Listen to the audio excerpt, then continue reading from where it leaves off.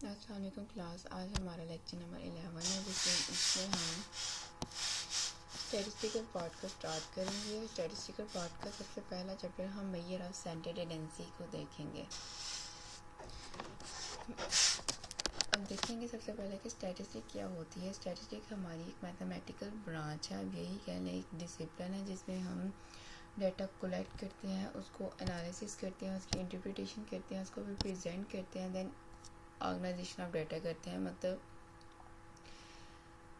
ये कि सबसे पहले डाटा कलेक्ट किया जाता है, फिर उसकी ऑब्जर्वेशंस की जाती है, उसके एनालिसिस के बेस पे हम कुछ इंटरफ्रेंस अपने कंक्लूड करते हैं, फिर इंटरप्रिटेशन करते हैं कि इसको कहाँ पे हम इंटरप्रेट कर सकते हैं, और प्रेजेंटेशन ऑफ द डाटा और ऑर्गेनाइजेशन ऑफ द डाटा मतलब यही है कि इसको charts and flow and graphs में हम ऑर्गेनाइज करके प्रेजेंट कर देते हैं।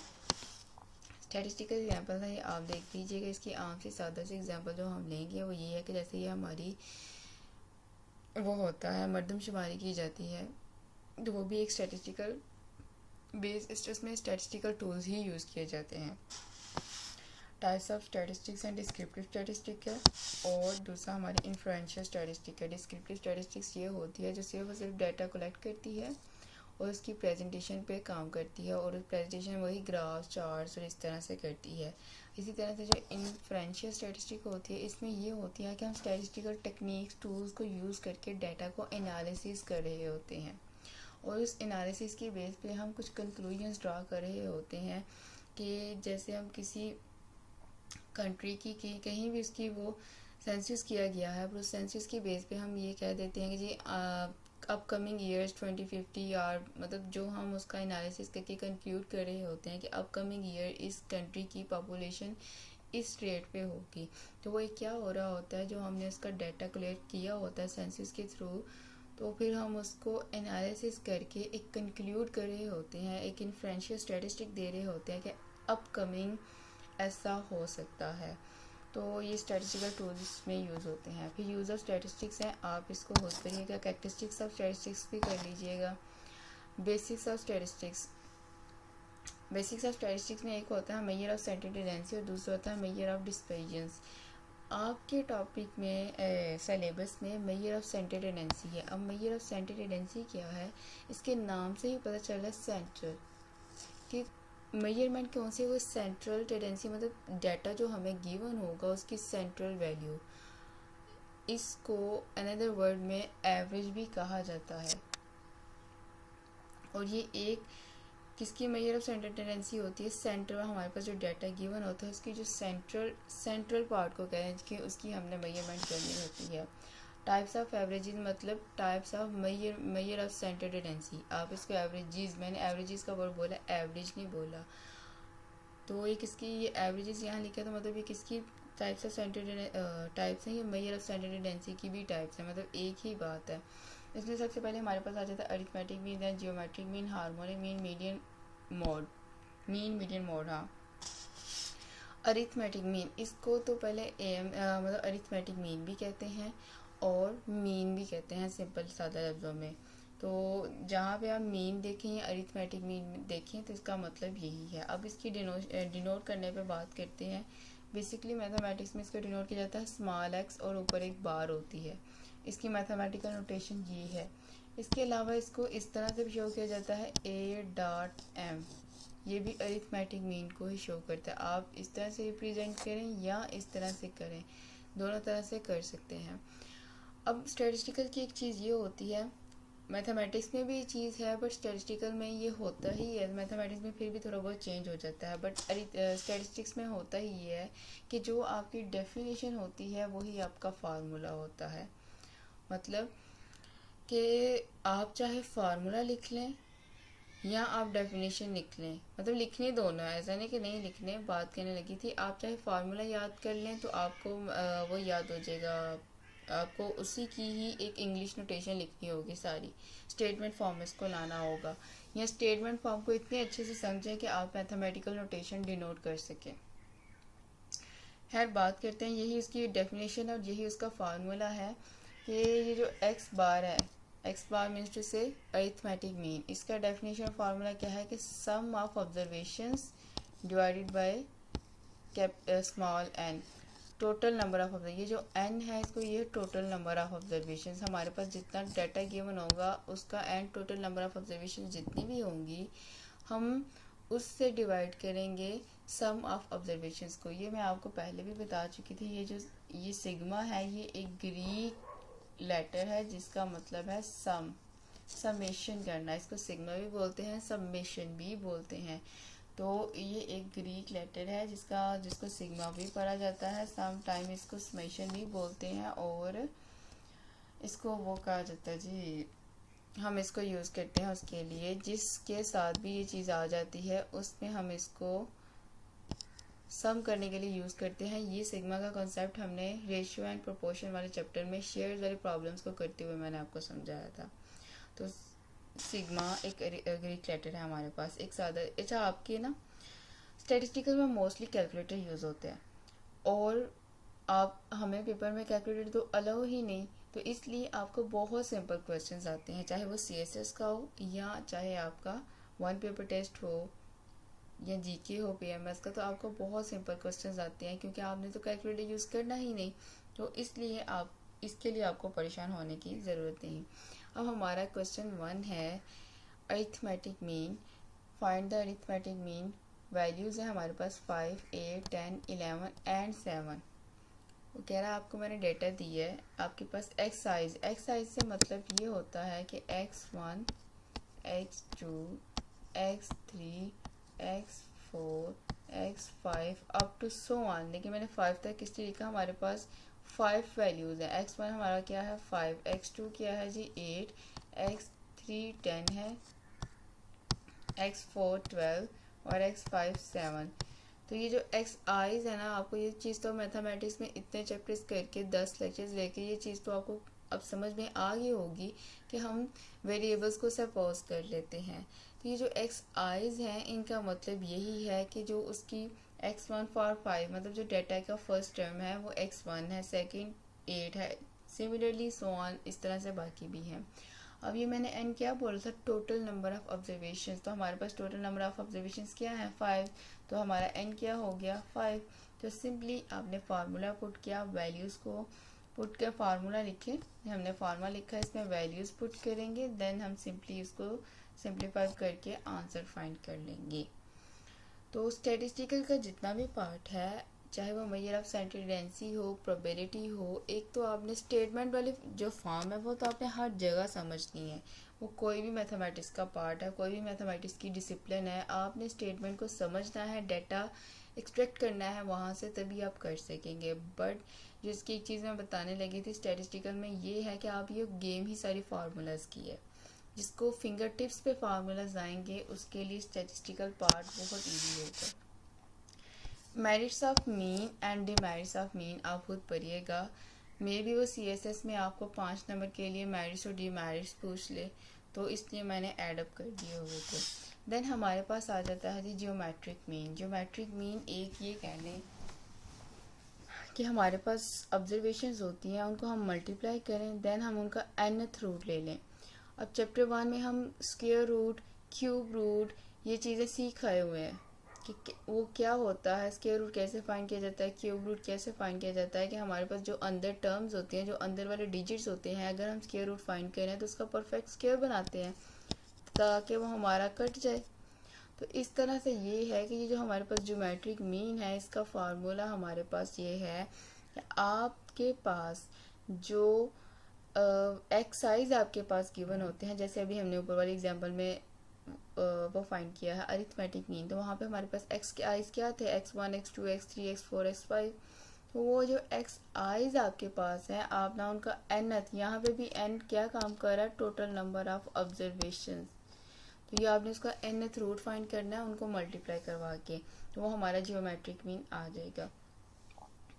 ज्योमेट्रिक मीन का एक फार्मूला ये है और एक ये होता है, आपने ये वाला करना है, आप ये वाला नहीं कर सकते क्योंकि ये जो ऊपर वाला जिसका हमने nth रूट फाइंड करना होता है, ये फार्मूला विदाउट कैलकुलेटर भी यूज़ हो जाता है, बट ये फार्मूला कैलकुलेटर के बगैर आप यूज़ नहीं कर सकते, तो इसलिए आपको ये करने की ज़रूरत नहीं। बट फॉर द MCQs इसको एक दफ़ा देख ज़रूर लीजिएगा।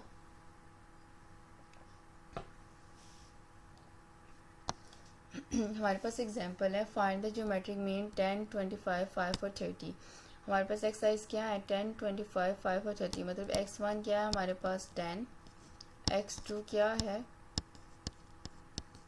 25, x3 हमारे पास 5 है, और इसी तरह से x4 हमारे पास है 30।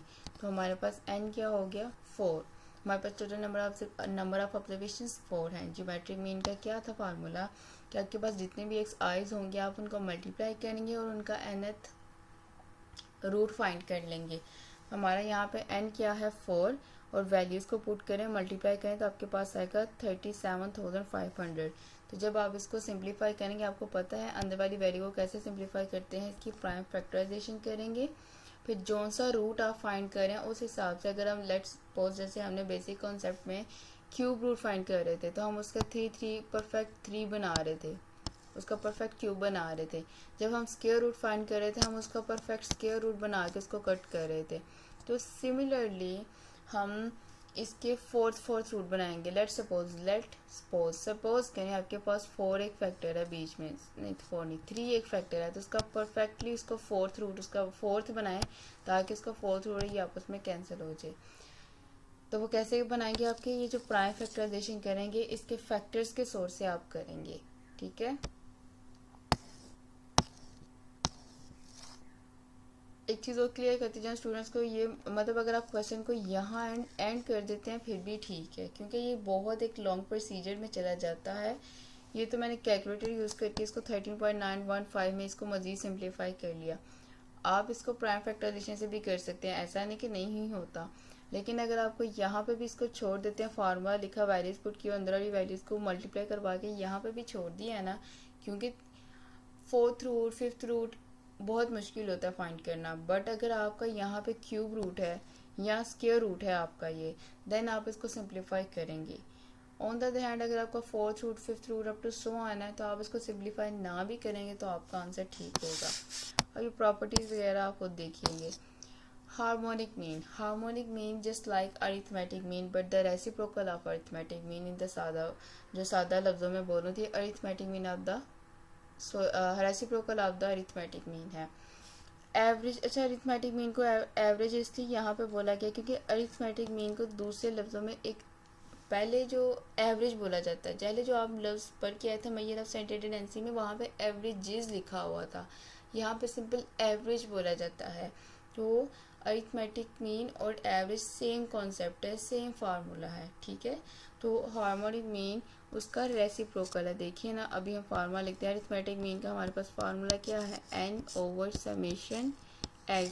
तो इसका रेसिप्रोकल क्या करें, हमने पीछे वाले चैप्टर्स में जब हम टाइम एंड वर्क वाली प्रॉब्लम्स कर रहे थे वहाँ पे हमने रेसिप्रोकल करना सीखा है कि नोमिनेटर को डिनोमिनेटर में और डिनोमिनेटर को नोमिनेटर में चेंज कर दें तो हमारे पास क्या आ जाता है रेसिप्रोकल। पहले तो मैंने वो उसको डायरेक्ट ही रेसिप्रोकल करके लिख दिया हुआ है। ये हमारे पास फार्मूला है।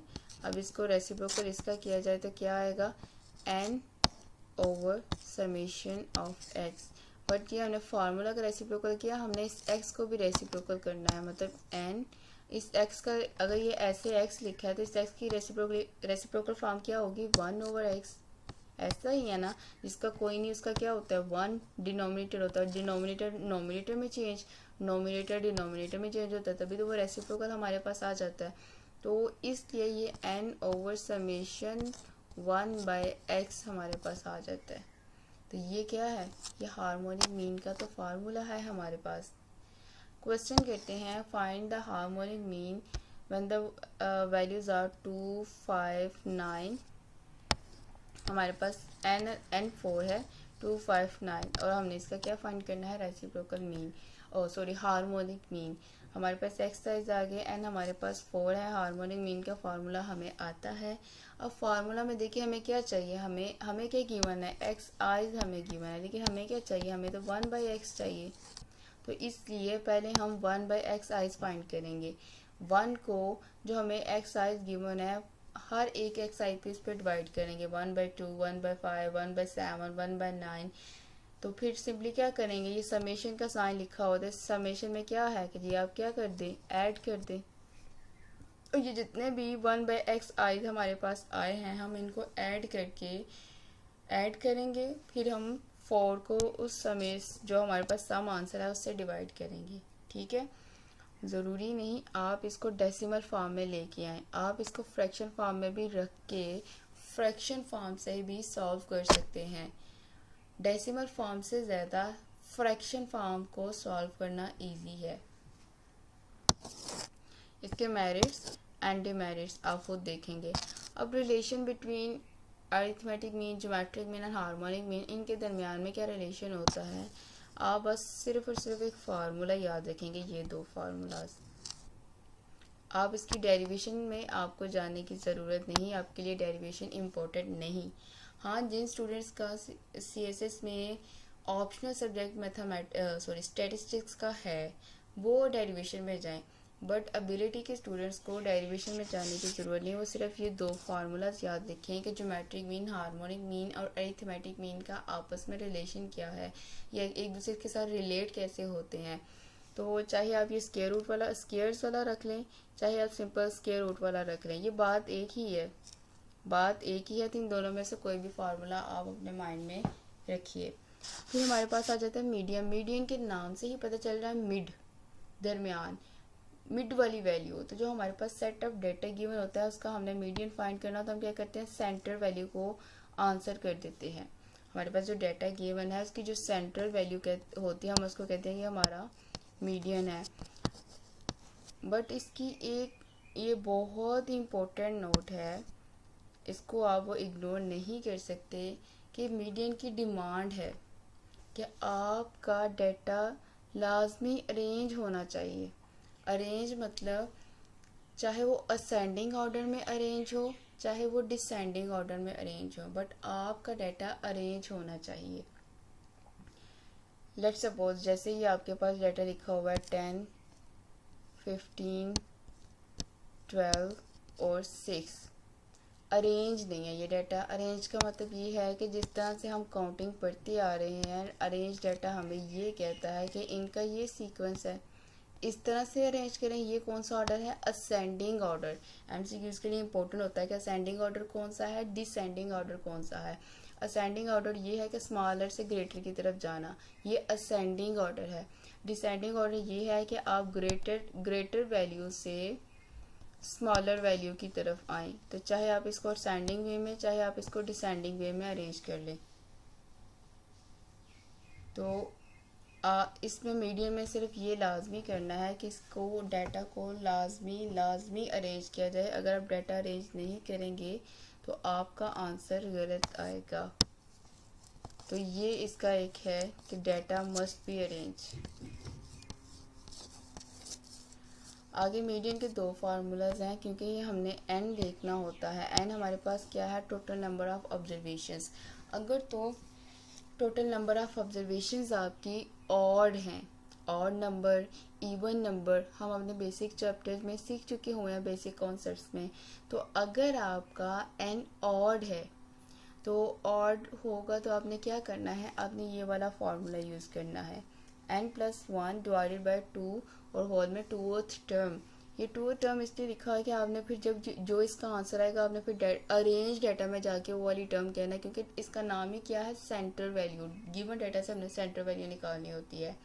इसी तरह से अगर आपका n इवन नंबर में होगा, इवन डाटा में आएगा आपका, तो आपका फार्मूला ये होना चाहिए।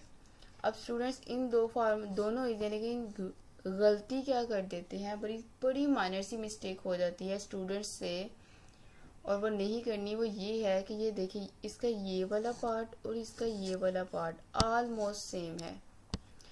तो स्टूडेंट्स क्या यहाँ पे डिफरेंस क्या है, उसकी n+1 होल फ्रैक्शन है, और में एक ही फ्रैक्शन आती है, होल फ्रैक्शन है। लेकिन इवन में क्या है, n/2 + 1, मतलब आपको यहाँ पे इसकी प्राइम फैक्टराइजेशन करके एक वो जो LCM हम लेते हैं वो हमें लेना पड़ेगा। यहाँ तो आप इसको डायरेक्ट होल फ्रैक्शन में लिखना, तो यहाँ पे आप डायरेक्ट 2 लिखें, होल फ्रैक्शन लिखनी है। तो यहाँ सिर्फ आप इसको फिर सॉल्व करें। आपको ये माइंड में रहना चाहिए कि इधर सिर्फ n के नीचे फ्रैक्शन है, यहाँ पे होल फ्रैक्शन है। तो ये गलती करते हैं स्टूडेंट्स, जो कि आपने नहीं करनी। हमारे पास एग्जांपल है, फाइंड द मीडियन और डाटा आपको गिवन है 14, 63 और 55।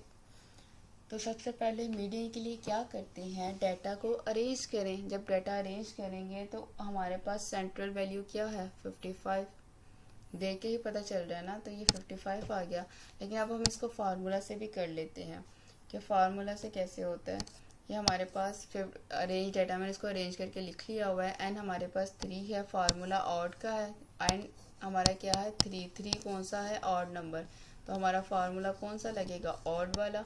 तो वैल्यूज पुट करें, एन रिप्लेस करें 3 से, 3 + 1 डिवाइडेड बाई 2, 2 4, 2 1 = 2, 2 2 = 4। तो हमारे पास 2th टर्म।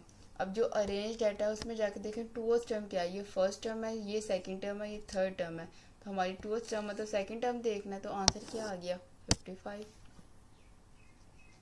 इसी तरह से इवन डाटा की भी एक मैंने एग्जांपल ली हुई है कि 4, 17, 22, 14, 12 और 23 इस ये डाटा हमें गिवन है। इसका हमने क्या फाइंड करना है मीडियन।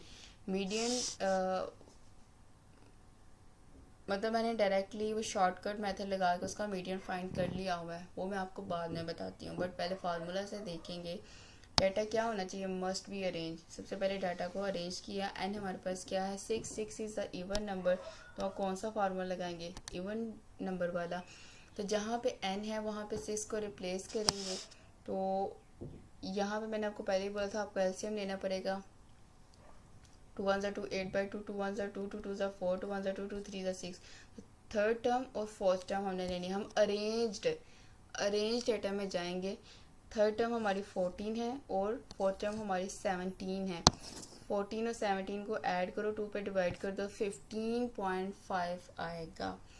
यहाँ पे स्टूडेंट्स एक चीज़ में कंफ्यूज हो जाएंगे कि जब हम और डाटा को सॉल्व करते हैं तो उसका जो आंसर आता है वो हमें गिवन डाटा में नज़र आता है। जैसे ये देखें इसका आंसर 55 आया था ना, तो जब आपका और डाटा होगा आपको वो डिजिट अपने डाटा में जो आपको एक्सरसाइज गिवन है वहाँ पे भी नज़र आएगा, बट इवन में नहीं आएगा।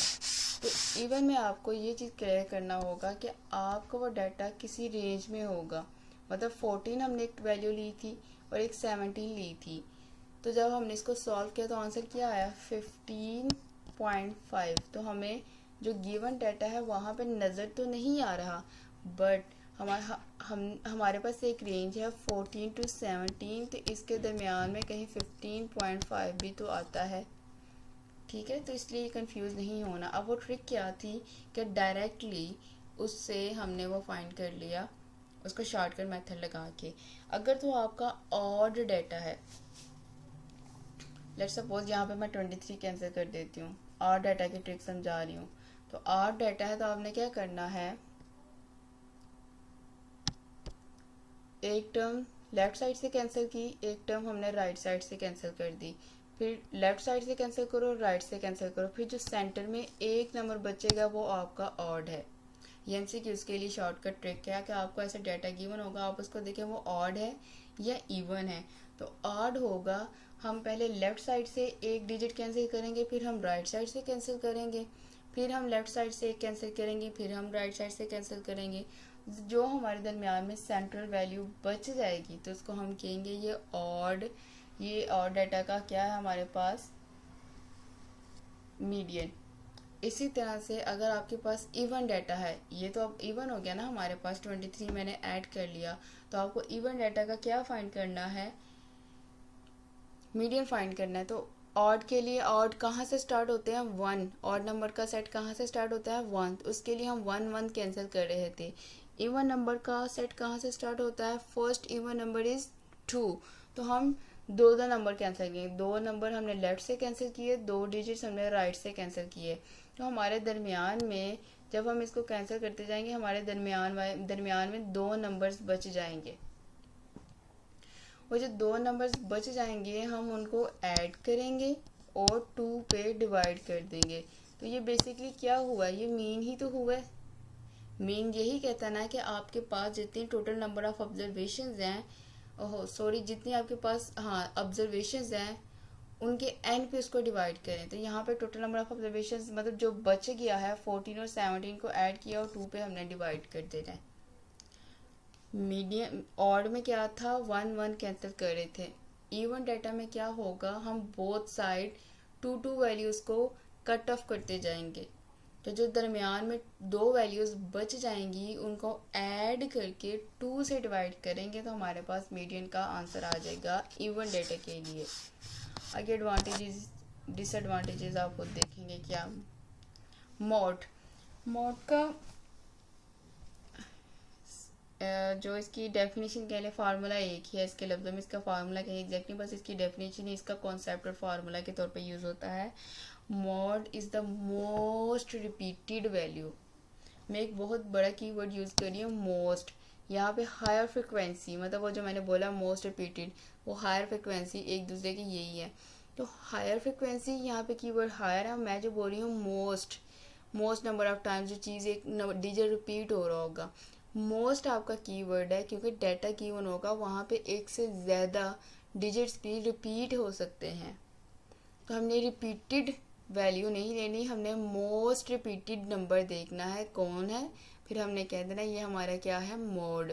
तो ये एग्जांपल देखते हैं, हमारे पास ये एग्जांपल लिखी हुई है। इस डाटा को मैंने अरेंज कर लिया है, ये अरेंज फॉर्म में लिख लिया। अब मुझे ये बताएं रिपीटेड नंबर्स कौन से हैं। 1 है, 2 है, 4 है, ये क्या है repeated numbers. But the most repeated number कौन सा है 1। हायर फ्रिक्वेंसी किसकी है 1 की। 1 3 टाइम रिपीट हुआ है, 2 टाइम रिपीट हुआ है, 4 2 टाइम रिपीट हुआ है। तो हायर फ्रिक्वेंसी किसकी है 1 की, बिकॉज 1 3 टाइम रिपीट हो चुका हुआ है। The most repeated number is 1। तो 1 क्या है हमारे पास मोड, ये मोड है। इसी तरह से टाइप्स ऑफ मोड हैं कि एक से ज़्यादा भी मोड हो सकते हैं। बायनोमियल कह लें, बाय मॉडल कह लें या बाय मोड कह लें। तो इसमें क्या है कि बाय फॉर 2 कि आपके 2 मोड्स भी हो सकते हैं। 2 मोड्स कैसे होंगे जब दोनों डिजिट्स की सेम फ्रिक्वेंसी हो। जैसे एग्जांपल है, ये देखिए मैंने इसको डाटा की वजह से उसको मैंने अरेंज कर लिया हुआ है। इसमें देखें 18 3 टाइम रिपीट हो रहा है, 24 भी 3 टाइम रिपीट हो रहा है, और कोई भी ऐसा नंबर नहीं जो रिपीट हो रहा हो। बट 18 और 24 के दरमियान में क्या है टाई है, दोनों सेम फ्रिक्वेंसी से रिपीट हो रहे हैं। तो ये वाला हमारा बाय मोड है। तो हमारा मोड यहाँ पे क्या है 18 और 24। तो कहने का मतलब ये है कि एक से ज़्यादा भी मोड हो सकते हैं, ऐसा नहीं कि सिर्फ एक ही मोड होगा, आपके आंसर में सिर्फ एक ही होगा। मोर देन 1 मोर देन 2 भी हो सकते हैं। क्लियर। फिर हमारे पास आ जाता है ट्राई मोड। वही मतलब पहले 2 मोड थे, अब 3 भी हो सकते हैं कि 3 नंबर भी तो सेम फ्रीक्वेंसी से रिपीट हो सकते हैं। तो इस तरह के मोड को हम क्या कहते हैं ट्राई मोड। फिर मल्टी मोड आ जाता है। मल्टी मोड क्या कहता है मोर देन 3 4 5 6 7, मतलब सिर्फ एक ही टाइप समझाने को, ठीक है। मोर देन 1 मोड भी हमारे पास आ सकते हैं। अब जो मेन कॉन्सेप्ट है वो ये है, मतलब no table concept, no mode और ज़ीरो मोड। पहले मैं आपको बताती हूँ ज़ीरो मोड समझाती हूँ। ज़ीरो मोड क्या होता है कि आपके पास डाटा गिवन है। तो हमने बेसिक कॉन्सेप्ट्स में जब हम नंबर सिस्टम पढ़ रहे थे उसमें जब हमने इंटीजर्स को पढ़ा था वहाँ भी हमने क्या सीखा था, zero is a non negative integer. तो ज़ीरो इटसेल्फ अ डिजिट जो कि एक नॉन नेगेटिव इंटीजर है, तो ज़ीरो भी तो रिपीट हो सकता है ना जब हमें डाटा गिवन है। तो इसका मोड क्या है zero. Zero is the most repeated digit, most repeated integer in the given data, तो ज़ीरो इज़ द मोड। अब जो मेन कॉन्सेप्ट है वो समझाने वाला है नो मोड। ऐसा भी तो हो सकता है ना, ये भी केस आ सकता है ना कि कुछ रिपीट हो ही ना, कोई भी डिजिट रिपीट ना हो, तो हम उसका मोड क्या लिखेंगे नो मोड। नहीं है तो मतलब नो नहीं है। स्टूडेंट्स गलती क्या करते हैं, अब यहाँ पे कुछ रिपीट नहीं हो रहा तो स्टूडेंट्स क्या करेंगे मोड लिखेंगे ऐसे और आगे लिख देंगे ज़ीरो। तो बच्चे ये गलत है। जब आप मोड को कह रहे हो कि ज़ीरो मोड है हमारा पास, नो डाउट हम मैथमेटिक्स में ज़ीरो वर्ड यूज़ करते हैं, कुछ नहीं है, खाली है, एम्प्टी है, हम वहाँ पे ज़ीरो का वर्ड यूज़ कर लेते हैं, ज़ीरो का डिजिट यूज़ कर रहे होते हैं। बट ऐसा नहीं है। जब मॉड में आपने ज़ीरो लिख दिया ना तो zero it's a non negative integer, तो हम समझेंगे कि ज़ीरो मॉड है, तो ये आपका आंसर गलत होगा। तो जब आपका मोड नहीं होगा तो आपने क्लियर वर्ड्स में लिखना है नो मोड। वहाँ पे आपने ये नहीं करना mode is equal to zero, तो वो आपका गलत हो जाएगा। Zero it's a non negative integer, zero भी रिपीट होता है। तो ये एक बड़ा एक वो कह लेंगे कॉम्प्लिकेटेड सा कॉन्सेप्ट था जो स्टूडेंट नॉर्मली गलतियाँ कर देते हैं, तो ये नहीं करनी है आपने। एडवांटेजेस, मेरिट्स एंड डिमेरिट्स ये जो भी है सब आप खुद पढ़ेंगे। तो यहीं पे आपका ये वाला चैप्टर ख़त्म हो जाता है मेजर ऑफ सेंटेड टेंडेंसी का। इसके बाद हम अपना नेक्स्ट चैप्टर स्टार्ट करेंगे स्टैटिस्टिकल का ही है, सैम्पलिंग एंड प्रोबेबिलिटी का। अल्लाह हाफिज़।